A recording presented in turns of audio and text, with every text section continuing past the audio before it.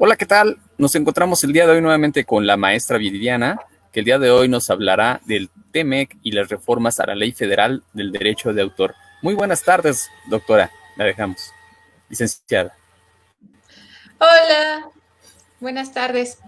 Me da mucho gusto poder platicar con ustedes de este tema tan importante. Recientemente fue reformada la Ley Federal del Derecho de Autor y han surgido muchas dudas alrededor de esta reforma. ¿Por qué es que esta reforma se tuvo que implementar? ¿Cuáles son los alcances que tiene la reforma? Si tiene aspectos positivos o aspectos negativos. Hemos visto muchas notas de periódico en donde nos han estado bombardeando acerca de todas las implicaciones de esta reforma en relación a los contenidos, en relación al uso del Internet, a la libertad de expresión. Y pues hoy quisiera hacer un análisis de manera directa sobre lo que se estableció en la Ley Federal del Derecho de Autor. Esto viene en relación con el TEMEC. ¿Por qué? Porque el TEMEC es nuestro documento base en el cual se establecieron propuestas o se establecieron también acuerdos de carácter internacional entre Estados Unidos, entre México y entre Canadá, que tienen que ser cumplidos por ser un tratado de carácter internacional. Y estos acuerdos han generado que en nuestro país a nivel interno se realicen reformas a la Ley Federal del Derecho de Autor, como veremos a continuación. Bueno, pues, ¿qué sabemos del TEMEC? El TEMEC, en un principio, es originado por el Tratado de Libre Comercio. El 17 de diciembre de 1992 se firma el TLCAN, el Tratado de Libre Comercio entre Estados Unidos, México y Canadá.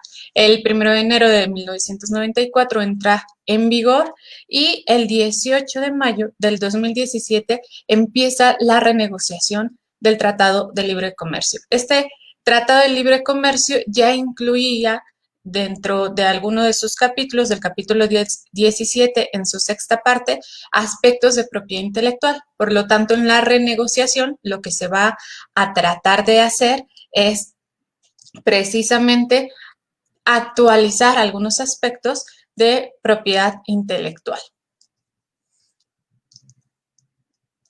La siguiente, por favor.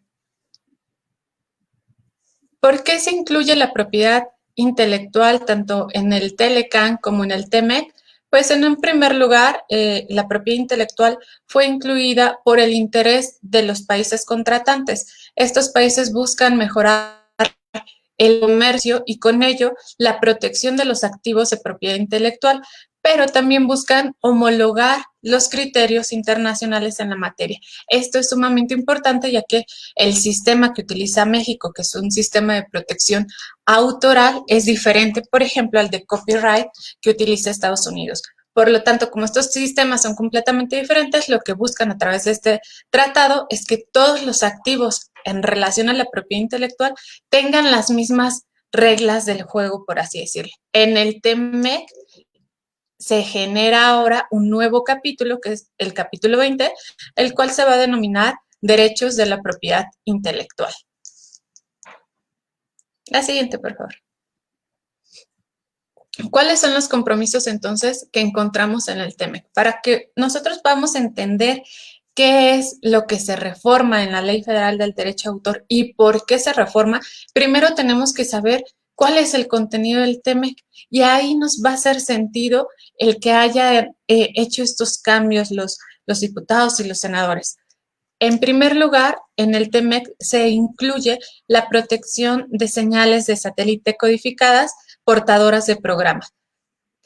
Estas señales, de manera general, nosotros las identificamos como las cableras, como aquellas empresas que producen contenidos que se venden a través de televisión de paga. Y se establece la obligación de los estados contratantes de tomar medidas adecuadas para impedir que en su territorio o desde él se distribuyan sin autorización de los titulares de las señales, estas señales portadoras. Esto es importante. Esto ya había sido regulado anteriormente, pero se refuerza en este tratado, en esta renegociación del tratado. Y un ejemplo muy simple para entender qué es lo que nos están diciendo que se prohíbe es el descifrar las señales el no hacer el pago correspondiente a los titulares de estas señales y poder empezar a transmitir y recibir las señales, los contenidos, los programas, sin hacer ningún tipo de pago, sin hacer ningún tipo de autorización. Un ejemplo de cómo se llegó a hacer esto fue este aparatito que tenemos aquí, que es el Roku. Compramos el Roku, no teníamos que pagarle absolutamente a nadie por una suscripción mensual para ver algún tipo de contenido en específico a través de televisión de paga o televisión restringida. Con este aparatito podíamos ver todos los canales que quisiéramos. Pues resulta que este aparatito en sí mismo, pues era infractor de los derechos de autor y de un montón de derechos más, ¿no? De derechos conexos, de derechos de los productores de los programas, de los derechos de las televisoras, etc. Por lo tanto, lo que se busca a través del TEMEC es fortalecer estas medidas que puedan impedir que se sigan fabricando este tipo de instrumentos o bien que de manera general los países puedan establecer en su legislación interna medidas de protección para que no se puedan descifrar y si se descifran esas señales, haya sanciones cada vez más severas. La siguiente, por favor. ¿Qué otro compromiso encontramos en el TEMEC?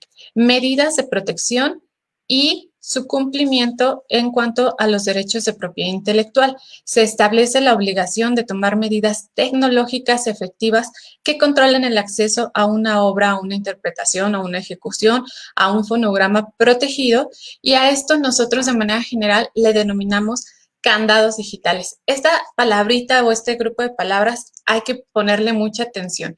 Medidas tecnológicas efectivas. Quiere decir que en el TEMEC cada uno de los países se ha comprometido a que a nivel interno en su legislación va a regular que se puedan establecer medidas efectivas de protección.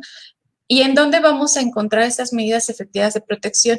En Internet. ¿Por qué? Porque hoy en día Internet es la plataforma por la que más se violan derechos de autor. Estas medidas digitales, estos candados digitales ya existían, no es algo nuevo. Lo que pasa es que no está regulado en la legislación, eso es diferente, pero ya existían, ¿ok? ¿Cómo las identifico? Los candados de PDF. Ustedes seguramente en algún momento han descargado algún PDF, han leído algún artículo y se han encontrado con que no lo pueden imprimir, no lo pueden copiar, solamente lo pueden almacenar en su dispositivo y no lo pueden compartir de ningún otro modo. Esos candados que tiene ese PDF son candados digitales. ¿Qué es lo que buscan de manera general? Que, insisto, en Internet se protejan las obras, cualquier tipo de obra, una obra que puede ser un libro, que puede ser una interpretación de una canción, que puede ser incluso programas de cómputo, etc. Estas medidas tecnológicas entonces se van a empezar a regular y establecer dentro de las legislaciones de cada uno de los países porque fue un acuerdo del TEMEC. La que sigue, por favor.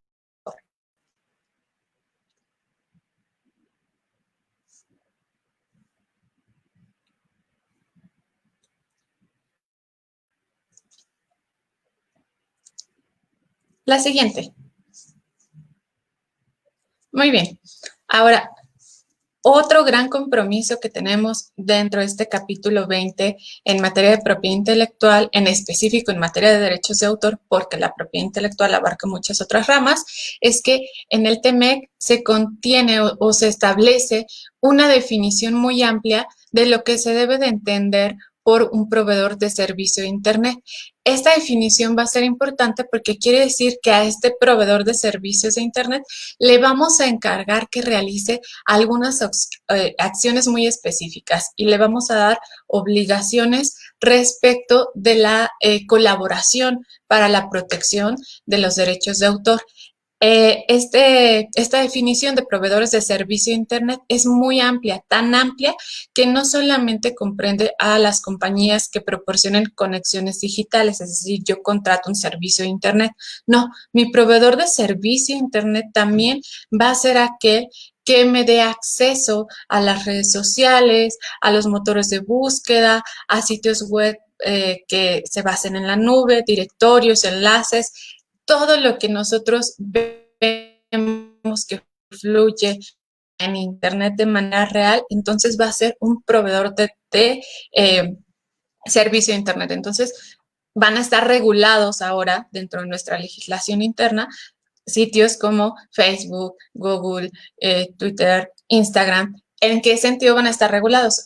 En el sentido de que lo que estamos buscando es que estos proveedores puedan tener esa injerencia para ayudarnos a proteger derechos de autor. Y veremos más adelante cómo. La siguiente, por favor.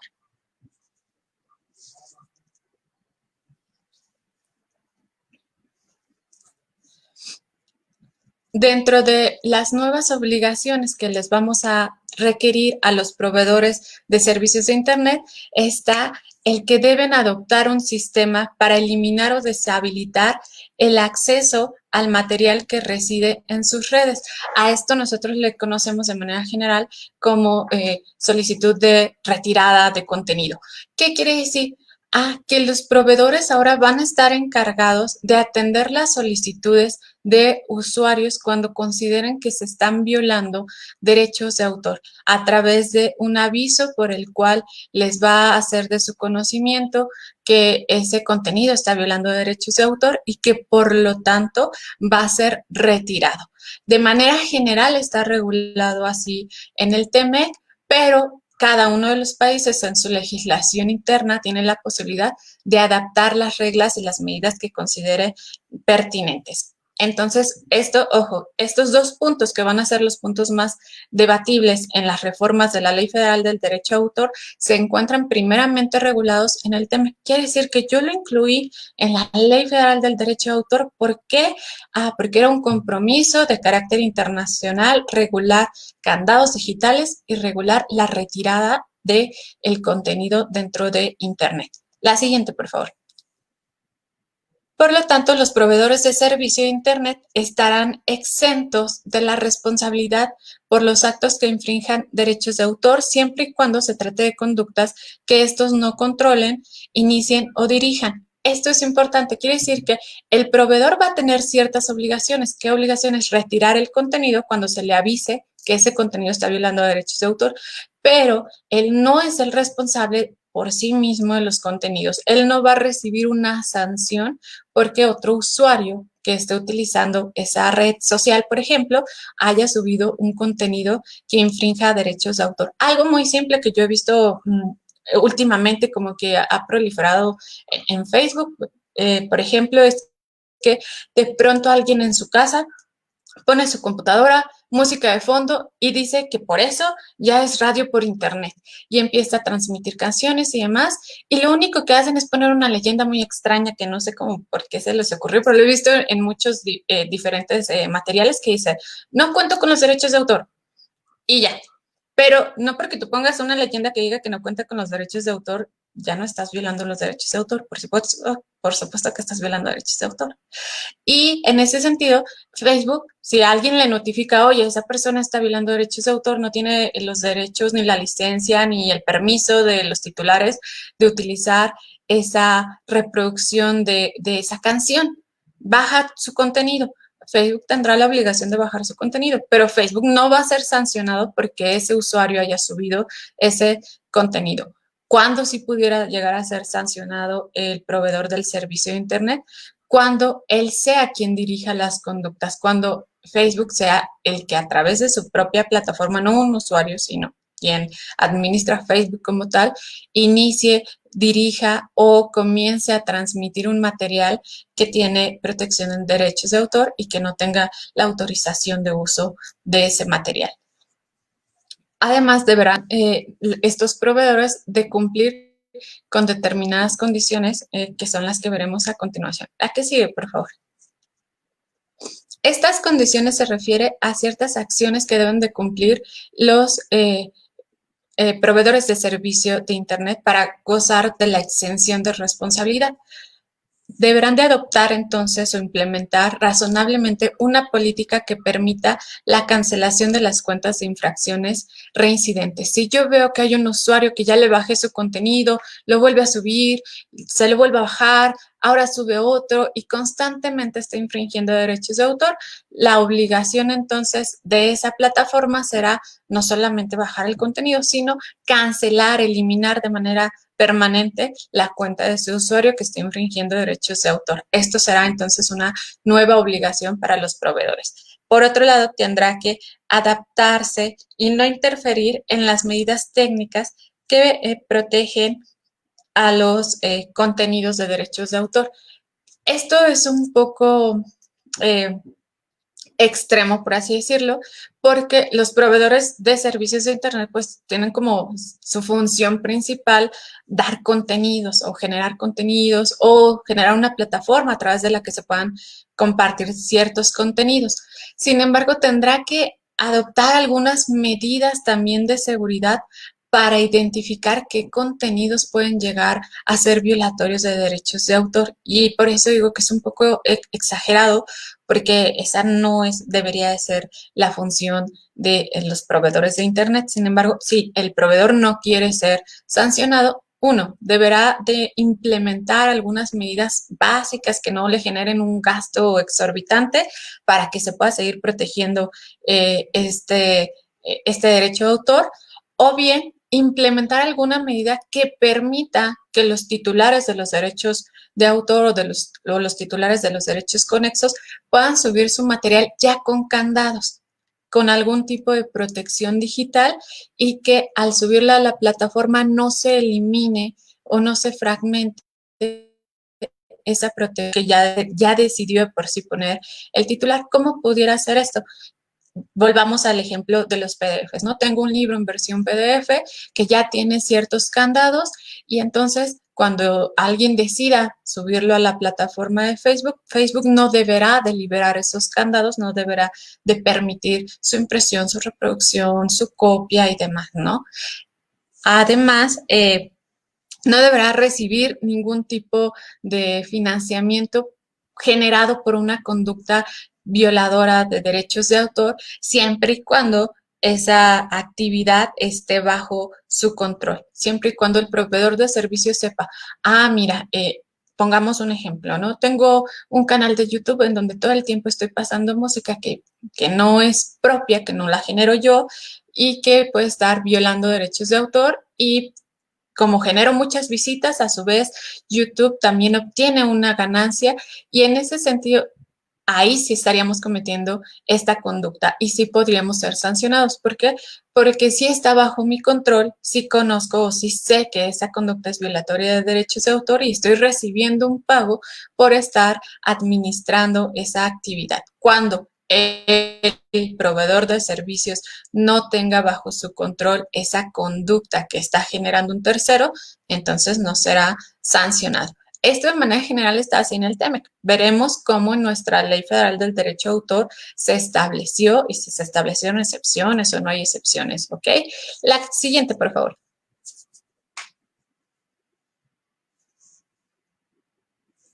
Bueno, por último, dentro de estos compromisos, establece que quien deberá tratar de equilibrar las cuestiones que pudieran verse afectadas entre la protección de los derechos de autor y la libertad de expresión serán los tribunales.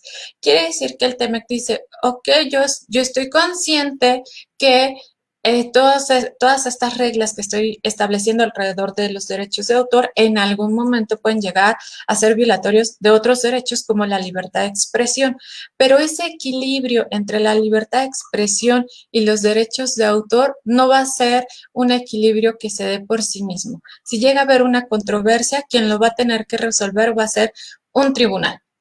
Y en ese sentido, habrá que establecer entonces también dentro de la Ley Federal del Derecho de Autor que se tienen herramientas jurisdiccionales cuando yo no esté de acuerdo, que me ha retirado un contenido, o bien que el propio autor o titular de los derechos conexos diga, yo no estoy de acuerdo con que se haya habilitado de nueva cuenta ese contenido, y se pueda resolver este conflicto de intereses a través de un tribunal. La siguiente, por favor. Además de esto, pues cabe señalar que México tiene un plazo, un periodo de gracia de 3 años para implementar las reglas del tratado relativas a estos aspectos, aún teniendo un plazo de 3 años para aterrizar todos estos compromisos dentro de su propia legislación interna, pues vimos que lo hizo de manera muy rápida, de manera express, y nosotros ya tenemos armonizada nuestra legislación para cumplir con el tratado. ¿Esto qué quiere decir? Que pudimos habernos tomado un poquito de más tiempo, pensarlo mejor, meditarlo y tener un trabajo que no fuera express, que no fuera tan rápido, para poder mejorar quizá un poco la legislación y la implementación, sobre todo, de este tratado. Aunque el tratado estableció también un conjunto de reglas generales, que son las que acabamos de ver, cada una de las partes, sin ningún problema, puede crear condiciones adicionales o excepciones adicionales para poder de mejor manera implementar este tratado. La siguiente, por favor.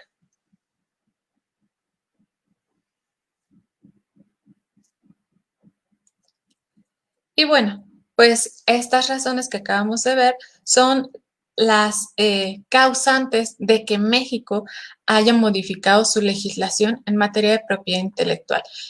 No solamente reformó la Ley Federal del Derecho de Autor, también creó una nueva Ley Federal de Propiedad Industrial, de Protección de Propiedad Industrial, y además hizo reformas también al Código Penal en materia de propiedad intelectual. La siguiente, por favor.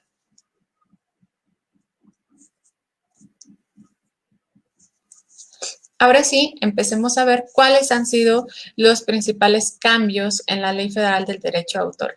En un primer momento vemos que se incluye como forma de comunicación pública el Internet. Ojo, no es que antes no estuviera incluida en la ley, no había una especificación, una palabra expresa que dijera, es comunicación pública el Internet. No. ¿Por qué? Porque de manera general las tecnologías cambian constantemente y esto pues nos va a generar que no se pueda actualizar tan rápido la ley como se actualizan o como van mejorando las tecnologías. Sin embargo, por supuesto que ya está regulado el Internet en la Ley Federal del Derecho de Autor. Lo que pasa es que en lugar de decir Internet decía, bueno, es un medio de comunicación, todos los existentes, las nuevas tecnologías, los habidos y por haber. Y con esto salvamos un poquito esta idea de que podíamos incluir dentro de la comunicación pública cualquier método, cualquier medio de comunicación pública, cualquiera, el que se te ocurriera. Que antes no existía Internet, ahora existe. Entonces, como cualquiera significa el que sea, ese también lo es. Sin embargo, al no ser tan específica la ley, pues se empezó a generar una idea alrededor de que el Internet no estaba regulado y que como no estaba regulado, pues en Internet se podía hacer lo que se quisiera, y esto a su vez generaba muchas problemáticas respecto de la defensa de los derechos de autor cuando estos han sido violados a través de esta plataforma como lo es el Internet. Se agrega la obligación de que los fonogramas ahora lleven un número internacional normalizado. Este número internacional normalizado no era una obligación para los fonogramas, lo era para los libros y para algunos tipos de revistas de carácter científico. Se añade como derecho patrimonial la facultad de autorizar o prohibir la comunicación pública y puesta a disposición del público de los programas de cómputo. Esto es interesante porque veremos que alrededor también de los programas de cómputo va a haber nuevas disposiciones respecto de la protección para que estos no puedan seguir siendo utilizados sin hacer el pago correspondiente, sin la autorización del autor correspondiente. Se establece la facultad de autorizar o prohibir el uso de los derechos conexos a través de la comunicación pública, su reproducción, su distribución y su arrendamiento. De igual forma, se tratan de dar los derechos de autor con los derechos conexos. Solo para hacer un paréntesis, los derechos de autor nos van a corresponder a los que creamos obras y los derechos conexos van a corresponder a quienes están de manera general relacionados con esa creación de la obra, pero que no son los autores, que son los intérpretes, los que cantan la canción, pero no son el autor de la canción, los que actúan en una obra de teatro, pero no escribieron la obra de teatro y simplemente el actor. Entonces, estos derechos conexos van a ser referente a sus interpretaciones, a sus ejecuciones, y entonces ellos ya podrán autorizar o prohibir que no se haga uso, reproducción, arrendamiento de sus interpretaciones o de sus ejecuciones. La siguiente, por favor.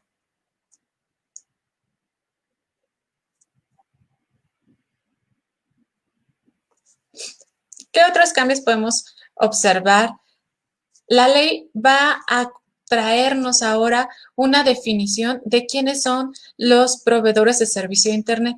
Aquí vamos a empezar ya a hacer como un poquito de memoria y nos va a hacer sentido lo que vimos en el TEMEC. En el TEMEC también ya venía una definición de proveedor de servicio de Internet. Antes no era necesario saber quién era un proveedor de Internet porque no tenían ningún tipo de obligación a la luz de la Ley Federal del Derecho de Autor. Ahora que tiene nuevas obligaciones nuestro país a través del TEMEC, pues entonces tiene también que establecer estas propias obligaciones en la ley.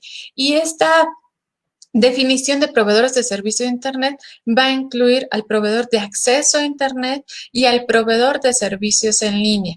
Es decir, tanto a quien suministra las conexiones, a la empresa que yo contrato para que pueda tener Internet en mi casa, así como aquellos que pueden prestarme algún servicio para modificar contenidos, para el almacenamiento de los contenidos, incluso para quienes direccionen o vinculen a usuarios a un sitio en línea por medio de herramientas de búsqueda. Es decir, se adapta a la definición que nosotros vimos del TEMEC y van a ser entonces estos servidores, estos proveedores de servicios de Internet, tanto las redes sociales como los buscadores, como las plataformas que nosotros encontremos en Internet.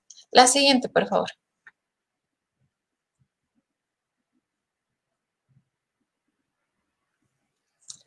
¿Qué otra cosa podemos encontrar? Define también qué es la información sobre la gestión de derechos.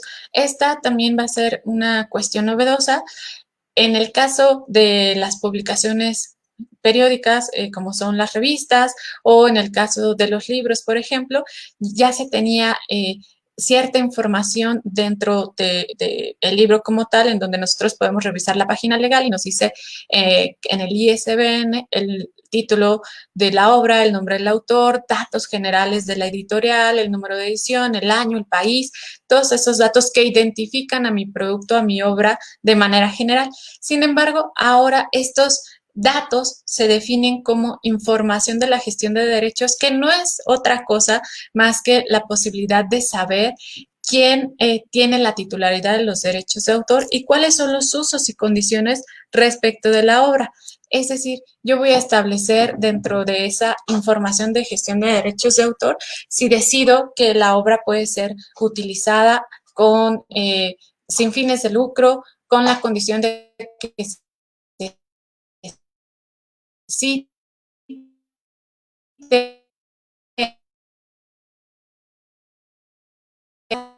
se hacía en la vida real, no, aunque no tuviera. Entonces, por ejemplo, que en las páginas web, si vamos a nuestro ámbito de Internet, hay algunas páginas de la UNAM que dicen el contenido de esta página web sin ningún problema, sin ningún cobro, siempre y cuando el uso del contenido, la reproducción del contenido sea sin fines de lucro y a condición de que se cite a la universidad como la titular de este contenido. En ese sentido, es algo que ya se hacía, el indicar las condiciones de uso de esos contenidos, pero que ahora se va a ampliar. Y se va a ampliar en donde también en los fonogramas. Se establece también la posibilidad de cobrar regalías por parte de los productores de fonogramas por el uso o explotación de las obras, ya sea con fines de uso directo o indirecto. Aquí, ¿cómo lo analizaríamos? Quiere decir que quienes crean fonogramas pueden exigir el pago de una regalía cuando ellos detecten que su fonograma está siendo utilizado con fines de lucro que puede ser lucro directo o indirecto, es decir, que yo estoy utilizando ese fonograma dentro de un antro y detecto ese uso y le digo, oye, tú tienes tu establecimiento, tienes que pagarme regalías porque estás utilizando mi fonograma. Eso es lucro directo. O bien en una fondita, su giro no es para nada poner música, ¿no? Y tener ahí a la gente bailando, pero atrae a su público consumidor porque pone música muy relajante, pone música para platicar y me gusta ir a ese lugar, le da un plus, eso es lucro indirecto. Entonces, también puede llegar el productor del fonograma y decirle, oye, me tienes que pagar una regalía porque estás utilizando mi fonograma en tu fondita, ¿ok? La que sigue, por favor.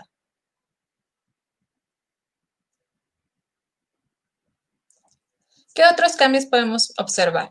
Está la posibilidad de recibir o asistir a otro para recibir una señal y esto se va a considerar como una conducta que se puede llegar a infraccionar. Estas señales, que son las señales encriptadas, las señales, por ejemplo, de televisión de paga, de las cableras, están protegidas, están encriptadas y el recibir o el permitir ayudar a alguien, asistir a alguien para que pueda recibir una señal sin que haga el pago correspondiente, entonces podrán ser infractores de la Ley Federal del Derecho de Autor. Y esta sí es una cuestión muy interesante porque por lo general, anteriormente, no es que no estuviera esta conducta como una conducta infractora, sí lo estaba, pero anteriormente no se sancionaba a quien recibía la señal como tal si se entendía que esa persona que la estaba recibiendo era, por ejemplo, un particular. En este caso, ya se pudiera llegar a sancionar a quien en su casa esté utilizando algún tipo de aparato o esté descifrando las señales para recibir esos contenidos sin hacer el pago respectivo. Igualmente está como una conducta infractora poner a disposición del público las obras protegidas. Así como lo vemos, tendrá muchísimas implicaciones. Quiere decir que yo, que no sé nada de derechos de autor, se me ocurre que está padrísima una canción y voy a poner en mis recuerdos mi aniversario de amistad con mi mejor amiga y le voy a poner de fondo esa música. Yo no sabía que esa música tenía derechos de autor, yo no conocía absolutamente nada, pero estoy poniendo a disposición del público esa obra protegida. O yo compré un libro en versión PDF y dije, está bien bueno este libro, todo el mundo debería de conocer este libro, lo subo a alguna de mis plataformas, a un blog, lo comparto con alguien y al hacerlo lo estoy poniendo a disposición del público. Quiere decir que en ese momento yo puedo cometer esa infracción, puedo estar cometiendo una conducta infractora de derechos de autor y por lo tanto puedo ser sancionada, ¿vale? Aunque yo lo desconozca. ¿Por qué? Porque todos esas acciones que estoy realizando están disminuyendo las ganancias de los titulares de los derechos de autor. Cada que yo regalo, por así decirlo, ampliamente, de manera generosa, un artículo que yo compré, que yo dije, es que yo compré este libro y yo quiero que como yo ya lo leí, está buenísimo que lo lean todos los demás. Al hacer eso, yo estoy impidiendo que todos los demás que no conocían ese libro vayan y lo compren. Porque es más fácil leerlo en la plataforma de Viri que está gratis a pagar por ello. Y eso obviamente disminuye las ganancias de quienes están alrededor de la creación del libro, no nada más del autor como titular de derechos de autor, sino también de las editoriales como los titulares de los derechos conexos. Fijar, grabar, comunicar y poner a disposición las obras cinematográficas y además las obras audiovisuales. Cuando hace esta distinción entre las obras cinematográficas y las demás obras audiovisuales, entendemos que está haciendo una distinción la legislación. Está tratando de proteger no solamente el fonograma, el soporte material, perdón, el videograma, el soporte material en donde se hace esa grabación, sino también como tal la obra cinematográfica. ¿Por qué? Porque a través del Internet ya no es necesario que tú fijes la película. Tú a lo mejor te puedes meter al cine y estás transmitiendo en vivo la película que estás viendo. Esa transmisión de esa obra cinematográfica que no está fijada en un videograma ya puede tener algún tipo de sanción. Y desde la producción hasta la distribución de dispositivos o servicios que sean usados para eludir medidas tecnológicas de protección efectiva. Esta es una de las partes también más polémicas de las reformas, porque se establece que es una conducta que infringe derechos de autor todas aquellas cuestiones relativas a la producción, a la disposición, a la importación, a la transmisión de aparatos, de dispositivos o de servicios que puedan usarse para que las medidas tecnológicas de seguridad sean eludidas. Como ejemplo, podríamos poner de nueva cuenta el Roku, ¿no? El Roku no es que fuera una antena que captara todas las señales, no, era un aparato que desencriptaba las señales, que quitaba esas medidas de seguridad que tienen esas señales y que entonces por eso podíamos acceder a los contenidos. Así que ahora este tipo de conductas ya van a tener una infracción muy específica dentro de la ley.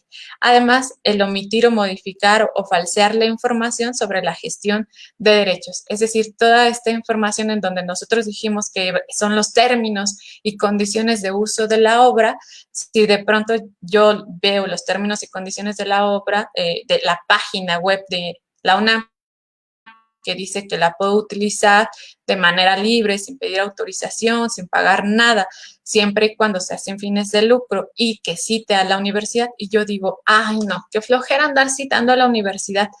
Mejor voy a decir, voy a modificar este aviso de usos de términos y condiciones y le voy a quitar eso que dice de darle crédito a la universidad. Cuando yo hago eso, cuando yo modifico, falseo esta información, la transmito a los demás y le digo, sí, sí, tú lo puedes usar sin problema. Mira, ahí no dice nada sobre que cites a nadie. Yo me convierto en un infractor, ¿vale? Porque ya sabía que sí existían esos términos y condiciones, los conocía de manera clara y yo los estoy modificando, falseando, hasta transmitiendo, diciéndole a los otros, úsalo, úsalo, y no hay ningún problema sabiendo que así no estaba establecido en esa página web, en ese producto en específico. Siguiente, por favor.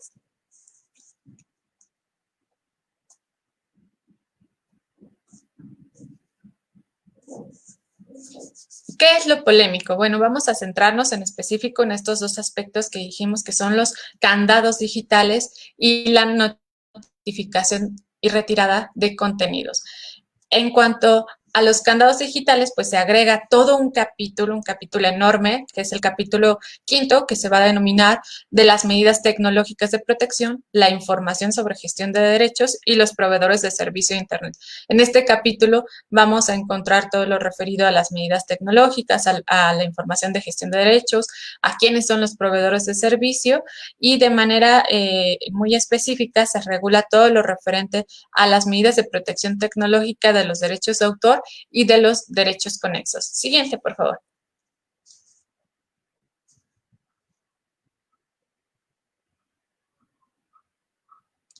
Vamos a ver. Ay, no.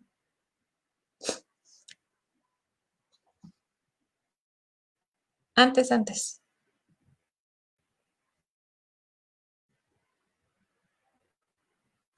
Bueno, sí. Vamos a ver que se establece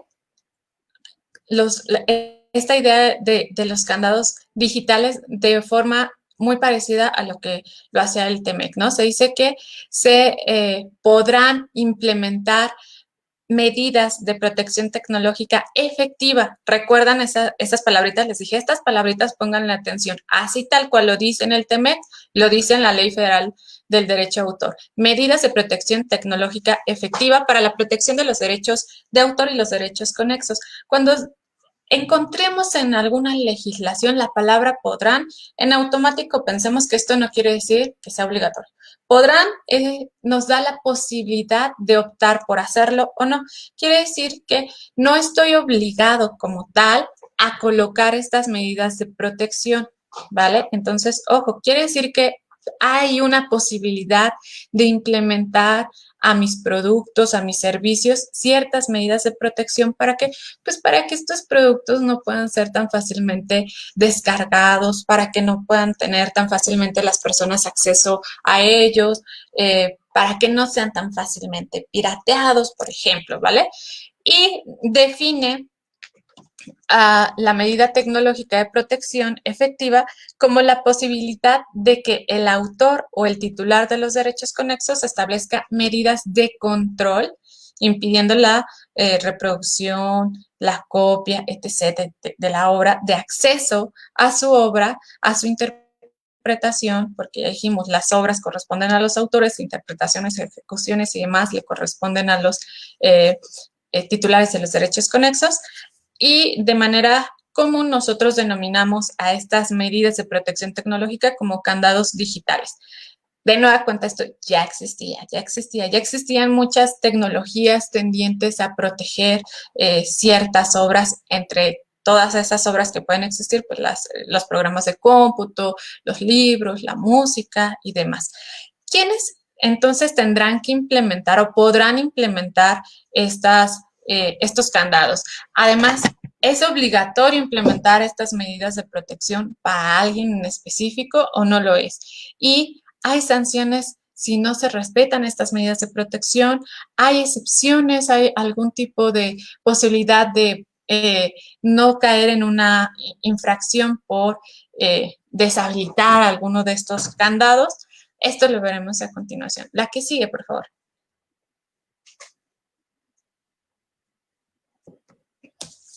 Bueno, ¿quiénes podrán implementar estos candados digitales?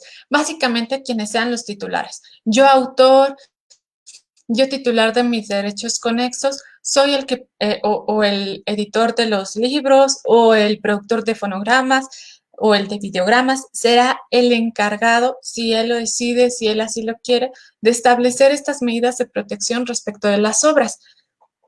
De manera general, no es obligatorio, por ejemplo, para los fabricantes de dispositivos, para quienes fabrican computadoras, para quienes fabrican tablets, para quienes fabrican televisiones. Para ellos, no es obligatorio añadirle o incorporarle a sus sistemas algún tipo de tecnología que proteja derechos de autor. No, ellos van a seguir fabricando de manera general. No están obligados a incluir esta tecnología, pero, ojo, sí habrá algún tipo de conducta que puede ser infractora o violadora de derechos de autor si dentro de esos aparatos incluyen tecnología que permita deshabilitar esos candados. Eso sí no está permitido. Tu fabricante vas a seguir teniendo la posibilidad de seguir fabricando tus dispositivos de manera general. Los autores serán los que tendrán la obligación o la opción, más que una obligación, la opción de implementar medidas tecnológicas de protección,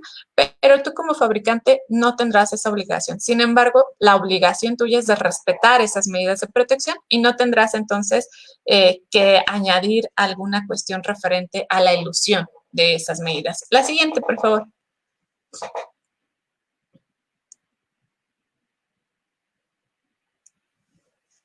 ¿Hay sanciones al respecto? Sí, sí hay sanciones al respecto. ¿Qué es lo que básicamente se va a sancionar? Pues el que yo esté inhabilitando todas estas medidas de protección. En la Ley Federal del Derecho de Autor se establece como sanciones multas. Ojo, esto es súper importante. Y aquí voy a hacer un pequeño paréntesis. Las reformas que dijimos que se hicieron a la Ley Federal del Derecho de Autor, se hicieron reformas al Código Penal, se hicieron reformas a otras leyes en materia de propiedad industrial.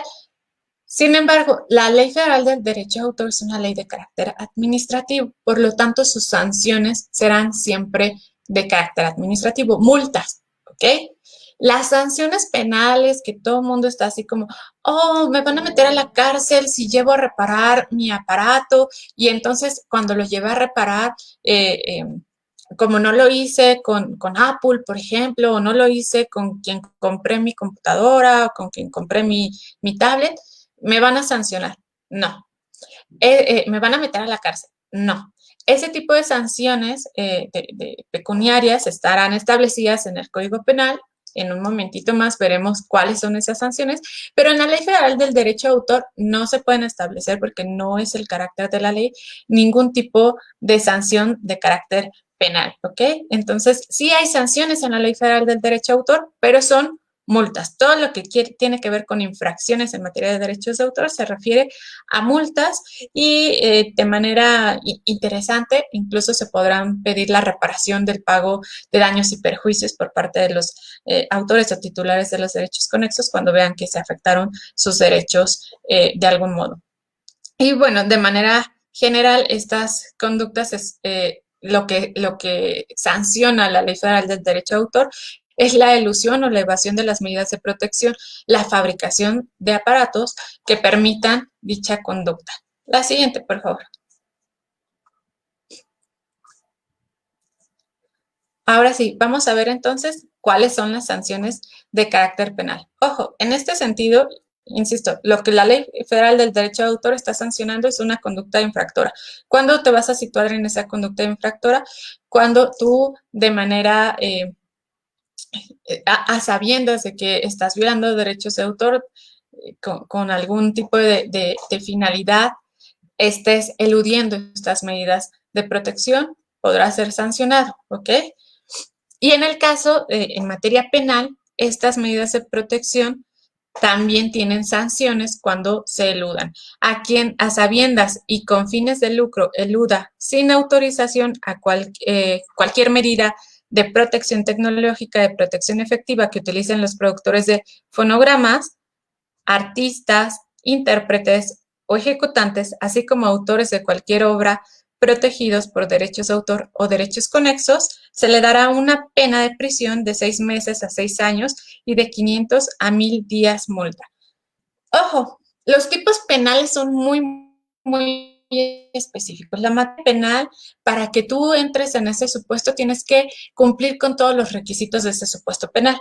Aquí, si nosotros leemos este artículo, nos dice a quien sabiendas y con fines de lucro eluda sin autorización cualquier medida tecnológica.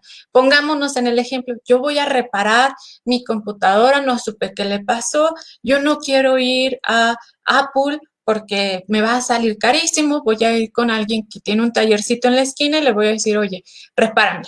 Quizá al momento de que la tenga que reparar, le cambie alguna parte del software, del hardware, utilice alguna pieza no necesariamente que sea original y eso pudiera llegar de manera muy específica a deshabilitar algún tipo de herramienta de estas que buscan proteger derechos de autor.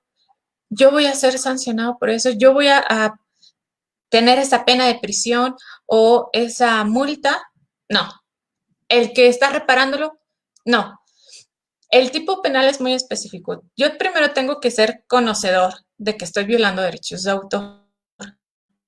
Si yo no sé que estoy violando derechos de autor, porque ni siquiera entiendo qué pieza le están quitando, qué le están poniendo, ni siquiera sé si el quitarle o ponerle esa pieza de verdad está deshabilitando algún candado tecnológico, ¿qué tal que no? ¿Qué tal que lo que le cambié fue un tornillo?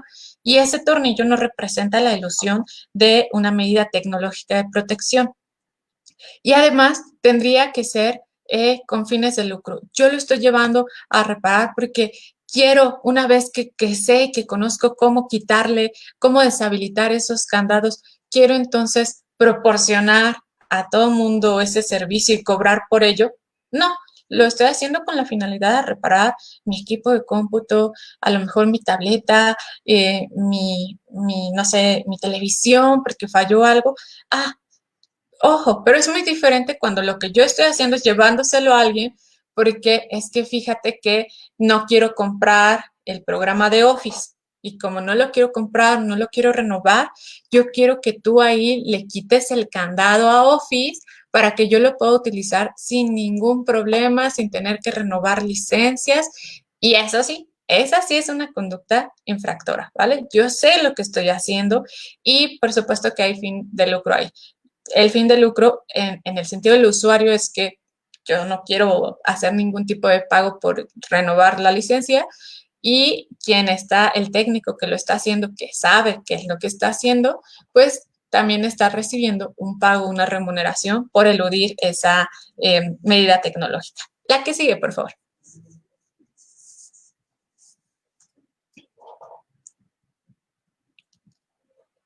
A quien con fines de lucro fabrique, importe, distribuya, retire o de cualquier manera comercialice dispositivos, productos o componentes destinados a eludir una medida tecnológica de protección efectiva que utilicen los productores de fonogramas, artistas, intérpretes, ejecutantes, así como los autores de cualquier obra protegida por derechos de autor, se le impondrá una pena de prisión de 6 meses.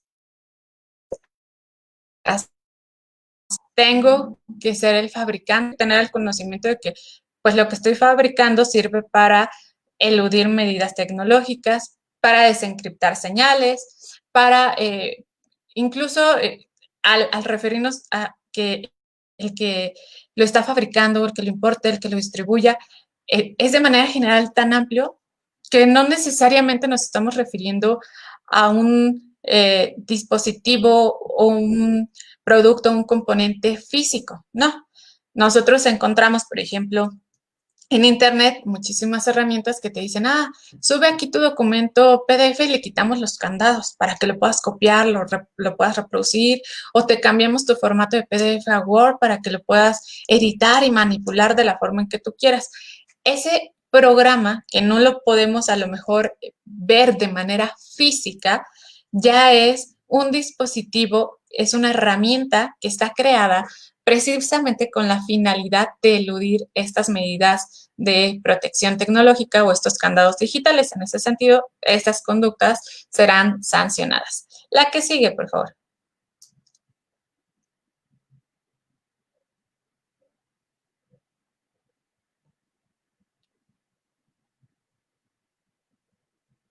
Ahora bien, a quien con fines de lucro brinde u ofrezca servicios al público destinados principalmente a eludir una medida tecnológica. Volvemos al supuesto de quien nos está reparando nuestro aparato. Él está brindando u ofreciendo un servicio al público, pero no necesariamente está destinado de manera principal. Pudiera ser que dentro de sus habilidades tenga esa de ponernos el Office de manera gratuita y eliminada para toda la vida, ¿vale? Pero no necesariamente es su principal función.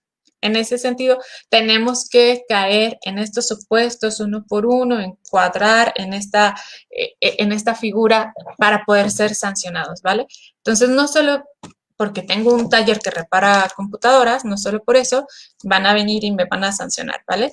Y bueno, aquí la intención sería que yo de manera directa estoy ofreciendo ese servicio, que yo pongo un letrero enorme que diga, se desencriptan documentos, por ejemplo, ¿no? Y en ese sentido, pues la pena será de prisión de 6 meses a 6 años y de 500 a 1000 días multa. La siguiente, por favor.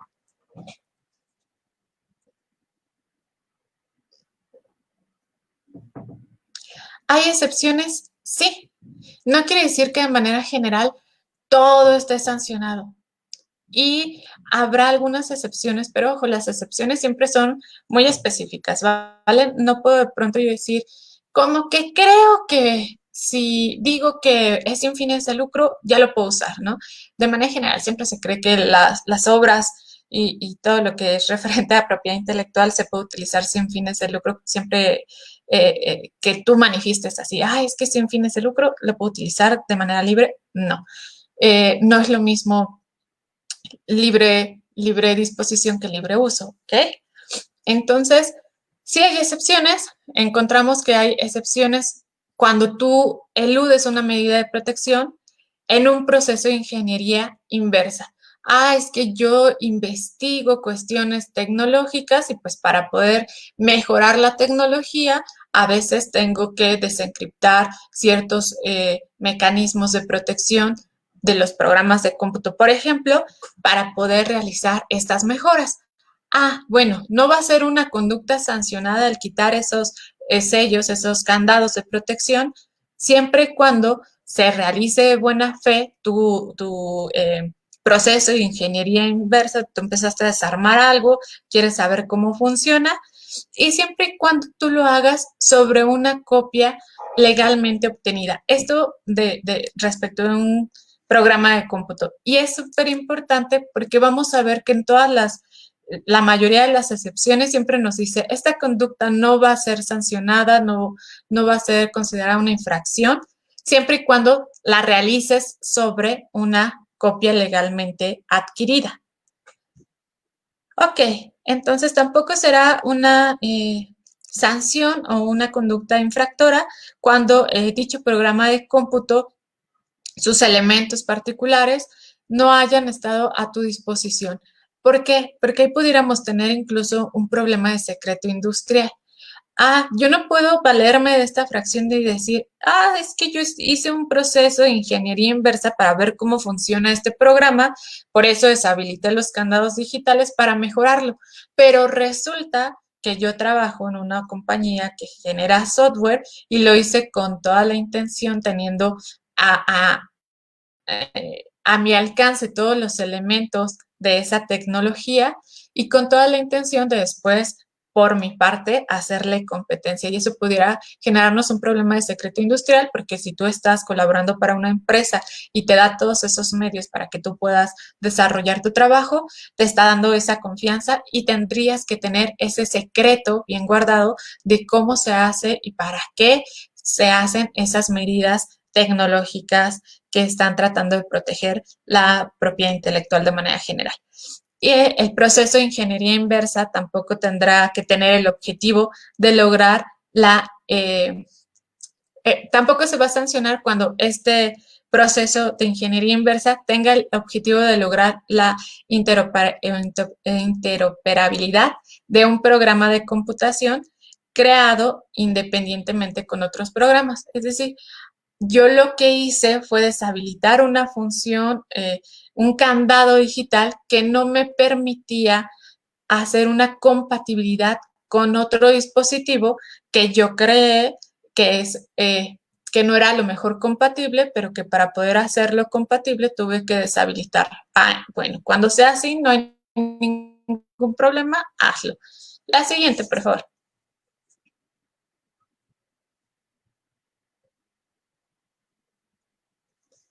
Dentro de estas excepciones también encontramos la inclusión de un componente o parte del mismo con la finalidad única de prevenir el acceso a los menores de contenidos inapropiados. De pronto, yo le puedo poner algún elemento adicional que no era parte original de mi equipo de cómputo, de mi programa de TV, en donde le puedo poner alguna herramienta adicional para que se bloqueen ciertos contenidos para los niños, y en ese sentido la inclusión de este componente que puede infringir algún tipo de candado digital no va a ser una conducta sancionada. Las actividades realizadas por una persona de buena fe, la buena fe implica que desconoce que está violando derechos de autor, con la autorización del propietario de una computadora, sistema de red de cómputo, realizadas con el único propósito de probar, investigar o corregir la seguridad, no el equipo de cómputo, es diferente. Lo que está tratando de corregir es la seguridad de esa computadora, de ese sistema o de esa red de cómputo. Entonces, el técnico a quien yo le voy a llevar mi aparato, mi computadora a revisar, lo que le voy a pedir y la conducta que no es sancionada es siempre y cuando sea para corregir la seguridad del equipo de cómputo, no para corregir algún otro elemento o no para desencriptar alguna herramienta en específico. El que sigue, por favor.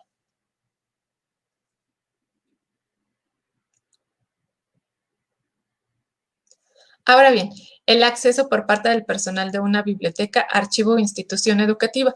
Es decir, si de pronto las bibliotecas o las instituciones educativas tienen la necesidad de desencriptar ciertos elementos lo podrán hacer y no será una conducta sancionada. Pero ojo, hay que cumplir un requisito. Siempre y cuando lo que yo esté buscando es adquirir una obra que ya sea un libro, un fonograma, y en ese sentido yo pudiera quitarle algún contenido de candado digital para poder revisar y decir, ah, sí, sí me interesa este libro, lo voy a comprar, o me interesa este disco y lo voy a comprar. Por lo tanto, si existiera la forma de acceder a ese contenido de ese libro, ah, mira, tú pudiste haber ido a una biblioteca que ya lo tiene, a una librería o consultado en su página de internet y preguntado cuáles eran las características y contenido de ese libro para saber si lo comprabas o no. Entonces, si tenías forma de acceder a esa obra por cualquier otro medio, ya no es una excepción, ¿vale? Ya es una conducta que puede ser sancionada. Y si no es con el fin de decidir si adquieres o no adquieres el ejemplar, lo mismo. La única posibilidad de que esta conducta no sea sancionada es que yo quiera revisar ese contenido, lo desencripte para decidir si lo compro o no lo compro. ¿Y qué tal que yo lo hice con la finalidad de leerlo y no comprarlo? Ah, bueno, entonces en ese caso tu conducta sí va a ser sancionada. La que sigue, por favor. Tampoco se considerará como una violación de la presente ley aquellas acciones de elusión o evasión de una medida tecnológica de protección efectiva que controle el acceso a una obra, interpretación, ejecución o fonograma protegida por la Ley Federal del Derecho de Autor, cuando lo realicen personas autorizadas para ella y sea con intención de salvaguardar la seguridad nacional. Esto es súper, súper interesante, me pareció a mí muy novedoso que se pusiera esto. ¿Qué quiere decir? Que habrá ciertas autoridades que en algún momento, por el ejercicio de sus propias funciones, imaginemos una investigación de carácter penal, en donde se está persiguiendo un delito a lo mejor cometido a través de Internet, sin problema van a poder quitar todos esos candados digitales para revisar que esas conductas hayan sido efectivamente un delito o no.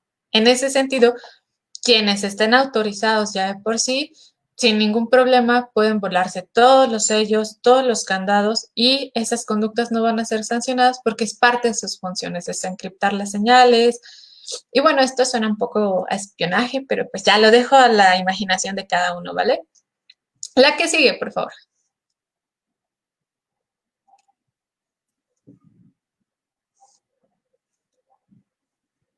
Ok.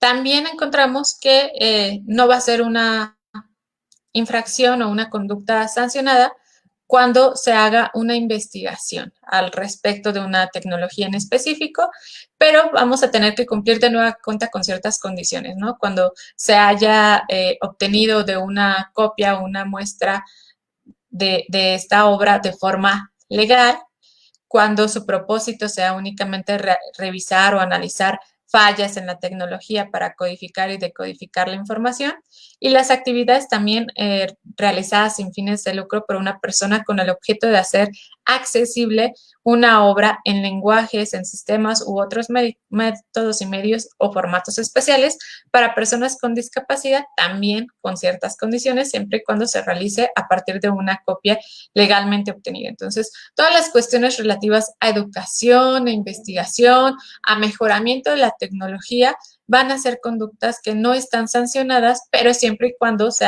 hagan respecto de una obra que ya está adquirida de forma legal. Y lo mismo todas estas acciones de ilusión, de quitar candados para modificar o transformar los contenidos para hacerlos accesibles a personas con discapacidad, no serán sancionadas siempre y cuando lo estés haciendo respecto de una adquisición legal de una copia de la obra. La que sigue, por favor.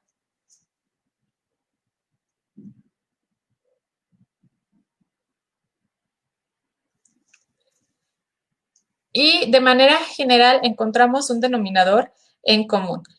Estas excepciones siempre se podrán dar a solicitud de quien requiera esa excepción. Y esto es muy interesante. Vamos a encontrar esta especie de comodín. ¿Qué quiere decir? Que todas estas excepciones son muy específicas. Tienes también, al igual que como en el Código Penal, encuadrarte en ese supuesto normativo, aquí también tendrás que encuadrarte en este supuesto normativo y cumplir con todos esos elementos para decir que cumples con esas características y por lo tanto tu conducta no va a ser sancionada. Pero hay un comodín. La ley especifica que cualquier persona puede llegar y pedirle al indautor, le expones tus necesidades y le puedes proponer, oye, es que yo no encuadro ninguno de estos supuestos, pero quiero que me exentes de esa infracción. Yo quiero poder quitarle un candado digital, una medida de seguridad a lo que sea, a un PDF, a un CD, a un programa de cómputo, a lo que sea, ¿vale? Pero por más que yo le busque y le busco, no me encuentro, no soy una persona con discapacidad, no soy un investigador, no estoy buscando mejorar la tecnología, no soy una biblioteca, entonces necesito usar ese material, uno le expondrá ahí las razones que tenga, que se le ocurran, y el indautor podrá autorizar, basándose en la evidencia que nosotros le mostramos, podrá autorizar crear una nueva excepción para mi caso en concreto. Ah, para ti, Viridiana, te voy a dar esta excepción. Eso a mí, de manera general, me parece muy, muy, muy grave. ¿Por qué? Porque se supone que todas estas medidas que se están mejorando a través de la tecnología de protección de las obras se hace con la finalidad de proteger de mejor manera a los titulares de los derechos de autor y los titulares de los derechos conexos. Y quienes tienen la posibilidad de autorizar o prohibir el uso de sus obras, de sus interpretaciones, de sus fonogramas, son ellos, no el indautor. Entonces aquí el indautor es como si le dijera a los autores y a los titulares de los derechos conexos, hazte para allá, yo les voy a dar autorización. Oye, pero es que si tú le das autorización de acceder a ese programa de cómputo, pues entonces a mí ya no me van a comprar mi programa porque tú se lo vas a dar gratis. No importa, dice el indautor, porque está facultado para hacerlo. Entonces, a mí en específico este comodín, que es muy discrecional porque no tenemos claro qué es lo que debamos de cumplir, qué requisitos, qué señalamientos de manera general tenemos que cumplir, pues puede valorarlo y decir a ti sí y a ti no. ¿Y por qué a mí me dijiste que no? Porque no, tú no me convenciste, ¿ok? No es muy claro, es muy ambiguo esto y me parece grave decir, el indautor se puede inventar las excepciones que quiera, hacerlas de manera concreta y específica y solamente de manera discrecional, ¿ok? La que sigue, por favor.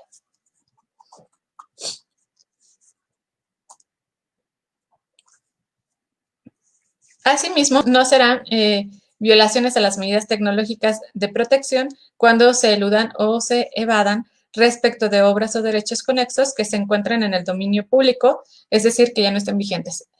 Creo que esto está un poco de más, pero bueno, la ley lo quiso hacer como muy específico. Los derechos de autor y los derechos conexos, dependiendo de la rama del derecho que se esté protegiendo, tienen diferentes años de vigencia, ¿no? En el caso de los derechos de autor, tenemos que su protección dura 100 años después de la muerte del autor y entra en dominio público, entonces su obra, después de esos 100 años. ¿Qué significa que entra al dominio público? Que es, ahora sí, de libre uso, ¿vale? Por lo tanto, no necesito pedirle autorización a quien sea el titular del derecho, porque el autor ya está muerto, ¿vale? Ni necesito pagar regalía, ni nada por el estilo. Eso pasa cuando termina la vigencia de protección de la obra. Y por lo tanto, por lógica, si ya terminó la vigencia de la obra y ya es de libre uso, significaría que también lo es de libre acceso. Por lo tanto, toda obra que haya terminado su vigencia de protección se puede utilizar y entonces si esa obra sigue teniendo algún candado o algún medio de protección, se lo podrás quitar sin que tengas que ser sancionado. El que sigue, por favor. Y bueno, por último, pues ya vamos a entrar a esto de la notificación y retirada de contenidos. Es un proceso muy interesante que se establece en la Ley Federal del Derecho de Autor, que vimos que en el TEMEC ya está establecido. Por lo tanto, como ya está establecido en el TEMEC, nosotros tratamos de aterrizarlo como lo entendimos en nuestra propia legislación. Esto es, pues un poco también ya existía, pero era una política que tenían determinadas redes sociales que por ciertos contenidos, pues te bajan, por ciertas infracciones, te bajan tus contenidos. Pero ahora se establece en la ley.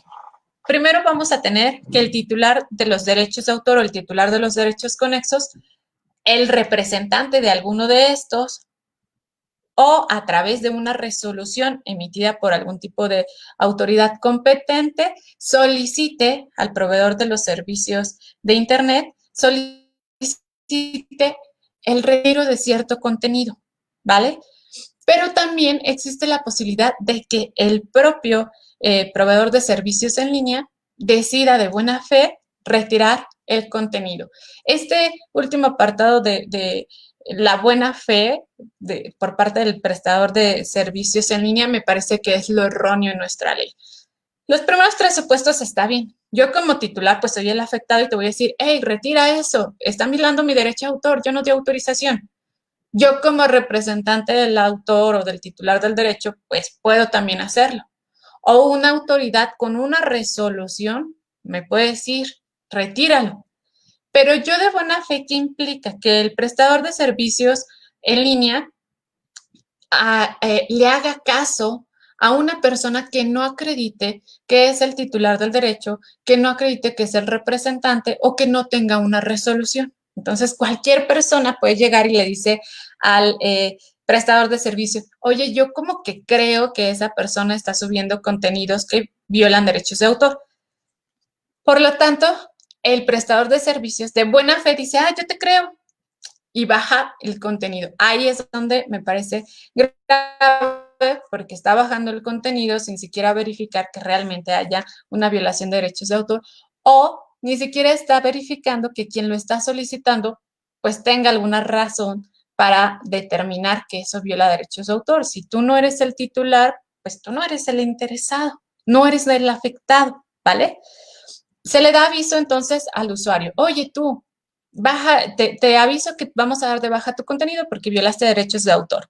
Se retira entonces el contenido y el usuario tiene la posibilidad de presentar un contraaviso. Óyeme, no, estás equivocado. Esta fotito que te están diciendo que viola derechos de autor, la tomé yo con mis propias manos, con mi celular, con mis propias herramientas. Y por lo tanto, te digo que no estoy de acuerdo.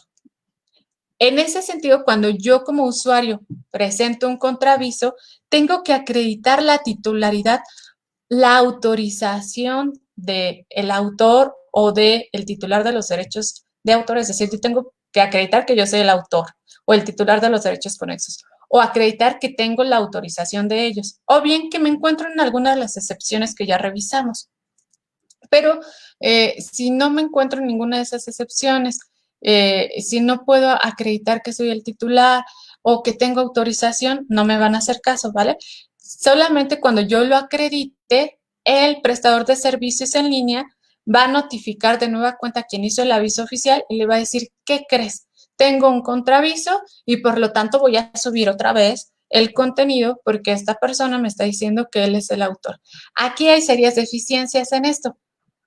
La titularidad de los derechos conexos y de los derechos de autor no se puede acreditar, no en nuestro país. ¿Por qué? Porque en nuestro país hemos legislado que el derecho de autor tiene protección de manera automática en cuanto se crea la obra. No es necesario registrar la obra, ¿vale? Entonces, ¿yo qué? ¿Cómo le acredito? Oye, es que yo te juro que yo creé esa foto. ¿Cómo te demuestro que soy el titular de los derechos de esa foto?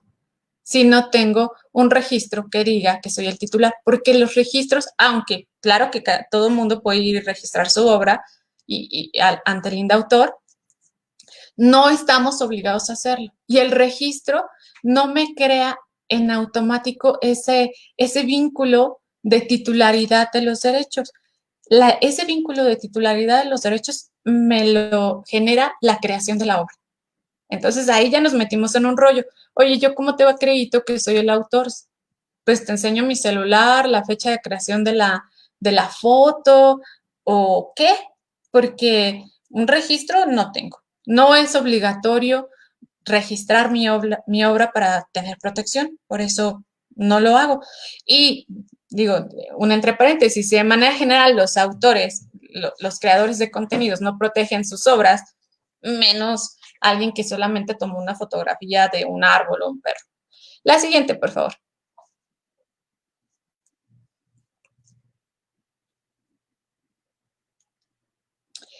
Vamos a ver entonces que pues, el prestador de servicios en línea habilita el contenido a menos que el usuario original, el primerito que dio el aviso, presente o interponga un procedimiento legal.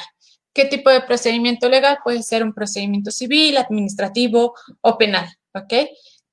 Si el que dio el aviso original no está de acuerdo en que se volvió a subir el contenido, tendrá entonces que presentarme la denuncia, la demanda, el recurso administrativo correspondiente en un plazo no mayor a 15 días. La siguiente, por favor.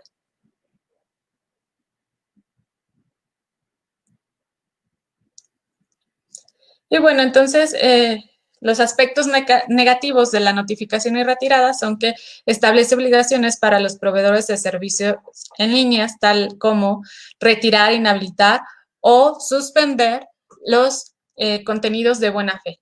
Es decir, cuando retira contenido porque se lo requirió el titular del derecho de autor o por una resolución, ahí no hay ningún problema, porque ellos son directamente los afectados. Hay problema cuando lo retira de buena fe, es decir, cuando yo le creí a alguien que no me acreditó que es el titular de los derechos de autor o que está siendo afectado de manera directa, yo le creí y retiré el contenido. ¿Por qué es una cuestión negativa? Porque ahí sí afecta de manera muy puntual la libertad de expresión de quien está utilizando estos medios. Retirar, inhabilitar o suspender los contenidos de buena fe, terminar las cuentas de infractores reincidentes. ¿Por qué considero que es algo negativo? Porque se vuelve una obligación para el proveedor. Todo el tiempo, digo, insisto, su función era presentar contenidos, era tener una plataforma en donde todo el mundo pudiera compartir sus contenidos. Y ahora pues tendrá que estar atento a quién está de manera general cometiendo infracciones en materia de derechos de autor, va a estar retirando contenidos, va a estar atrás de ti diciéndote no subas eso, no subas eso, ya te lo dije 2, 3 veces y te voy a tener que cancelar tu cuenta. ¿Esto pudiera generar pérdidas para quienes proveen estos servicios? Pues sí, por supuesto que sí, porque habrá usuarios que digan, pues ya no voy a usar tu plataforma porque me cancelaste mi cuenta, ¿ok? Además, deberán incluir y no interferir medidas tecnológicas. Ojo, habíamos visto que no era una obligación incluir medidas tecnológicas para los fabricantes de los dispositivos, pero aquí sí se establece como una nueva obligación para estos proveedores de servicios. Deberán de modificar sus plataformas para que puedan permitir que se suba el material con los candados o bien implementar ellos algún tipo de protección o de mecanismo que genere esta identificación de material protegido por la ley. Y aquí tenemos de nueva cuenta dudas. ¿Cómo vamos a saber que ese material está siendo protegido por la Ley Federal del Derecho de Autor? De manera general, cualquier obra, si yo hago un garabato, ya es un dibujo y ya tiene protección. Insisto, solamente porque lo acabo de dibujar en este momento, no porque fui y lo registré. En ese sentido, ¿cómo voy a saber yo, proveedor de servicios, qué obra sí tiene protección o no? ¿Y quién es el que tiene la titularidad de los derechos o no? ¿Y cómo voy a implementar una medida que me permita identificar qué tiene protección y no? En la materia académica, por ejemplo, utilizamos mucho programas de detección de plagio. Estos programas de detección de plagio no es que nos estén identificando tal cual quién es el titular de la obra o no. Lo que hacen es buscar coincidencias entre diferentes artículos, por ejemplo, artículos académicos en donde encuentran similitudes y dicen, ah, mira, fulanito sacó esta información de tal página, de tal artículo y dijo que era suya y no citó al autor. Ah, bueno, ahí sí es súper fácil identificar a través de programas que ya están creados quién está plagiando una obra de carácter literario. Pero en las plataformas digitales, lo que menos se sube son cuestiones de carácter literario. Entonces, ¿cómo yo voy a saber que esa imagen, esa fotografía, esa pintura, ese dibujo, esa canción está ya protegida por algún tipo de derecho de autor o lo que sea que yo pueda subir ahí? Para mí me parece una obligación desafortunada, porque pues esa no es la función de los proveedores de servicios de Internet en línea, ¿vale? Tendrán también como obligación rehabilitar el contenido cuando el usuario a través de un contraaviso demuestre la titularidad o la autorización con la que cuenta para ese uso específico o bien que se encuentra en alguna de las excepciones. Es desafortunada esta obligación de rehabilitar el contenido siempre y cuando demuestren que son los titulares, porque caemos a lo mismo. ¿Quién es el titular? ¿Cómo acredito que soy el titular si no estoy obligado a hacer ningún tipo de registro respecto de mi obra? Y la siguiente. Bueno, pues eso sería todo. De manera general, pues mis conclusiones son que era necesaria la reforma. Sí, por supuesto que sí. No solamente respecto a la protección que merecen en materia de Internet los autores, los intérpretes, los ejecutantes, sino también porque son compromisos internacionales que debemos de cumplir. Sin embargo, es una reforma que se pudo haber mejorado, que se le pudo haber puesto mayor empeño y mayor cuidado, sobre todo en estos aspectos tan delicados, porque inevitablemente hay un choque entre la libertad de expresión, la forma en la que yo me comunico, en la que yo transmito lo que estoy pensando y la utilización de las obras. Tendrá que haber necesariamente un equilibrio que no se ve y no se encuentra en la Ley Federal del Derecho de Autor, pero que se tendrá que encontrar en los tribunales. Y por lo tanto, para no quedarnos con un sabor amargo, ¿qué se puede hacer si yo soy un creador de contenidos y considero que esto va a disminuir a lo mejor mis ingresos,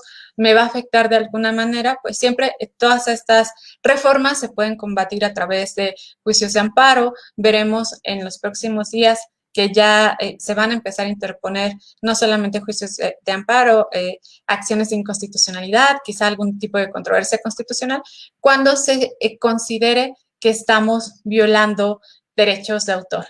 Tengo aquí una pregunta, nos dice Eddie. ¿Los DJs, sonideros o dueños de salones estarán violando los derechos de autor cuando estén amenizando una fiesta? Por supuesto. Y esto es algo que ya está regulado desde antes. Tienen que pagar regalías. ¿Por qué? Porque están utilizando o fonogramas o obras o interpretaciones de alguien más. Por ejemplo, un grupo musical, él está haciendo su propia interpretación, pero está utilizando una canción que ya existe y está interpretando una canción no solamente en cuanto a su letra, sino a la música como tal que ya existe. Puede ser que el autor de la letra sea uno y el autor de la música sea otro. Respecto de esos dos aspectos, tendrá que pagar regalías. Por lo general, quien se encarga de este cobro de regalías y de revisar constantemente los salones de fiestas y demás que se pagan estas regalías son las sociedades de gestión colectiva. Ellas están muy pendientes de esto. Lo mismo los sonideros, ¿no? Los sonideros también están transmitiendo música y esa música es música además que está grabada y está grabada en un soporte material que por lo general es un CD y ese CD es un fonograma y ahí tenemos un montón de derechos alrededor. El derecho conexo del productor del fonograma, el derecho conexo del intérprete, el derecho de autor del que hizo la pieza musical de manera general y a cada uno de ellos le deberíamos de estar pagando regalías. ¿Por qué? Porque cuando yo estoy ambientando la fiesta, estoy recibiendo un pago, estoy haciendo esta actividad con fines de lucro y debería estarles repartiendo un poquito de regalías a cada uno de los que hicieron posible la creación de esa obra.